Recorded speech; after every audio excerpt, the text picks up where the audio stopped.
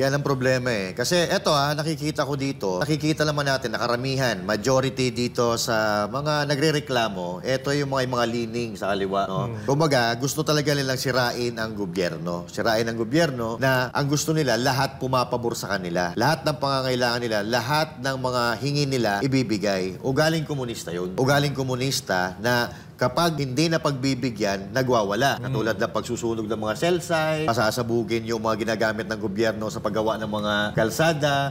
Ganon sila. Ganon sila. At etong pag-ugali nitong mga kumokontra dito, alam na natin at alam na rin ng taong bayan. Kaya lang, tama yung sinabi ni Jay, malilin lang nila yung mga kabataan. Okay na yung mga matatanda Alam na kung anong nangyayari, kung anong tama, mali at mali. Pero yung mga kabataan na nanonood ng balita, kasi may mga kabataan din na medyo may interes sa mga balita sa Pilipinas, so malilin lang sila. Kaya eto, kailangan nating ipaliwanag ngayon kung ano talaga yung nangyayari. Kasi karamihan, hindi man may mga lining sa kaliwa, may galit sa Duterte, at yung may mga interes sa politika, gustong tumakbo ng patataas na posisyon. Kasi ito'y kasiraan ng mga Duterte. Pag si BP Sara Duterte nga naman ay ma-impeach, wala na silang iisipin na malakas na kalaban. So magiging pantay na ang laban. So magkakaroon sila lahat ng pag-asa o posibilidad na manalo sa mga darating na eleksyon. Pero hindi nyo maloloko ang tao. Hindi nyo maloloko ang mga nag-iisip na tao.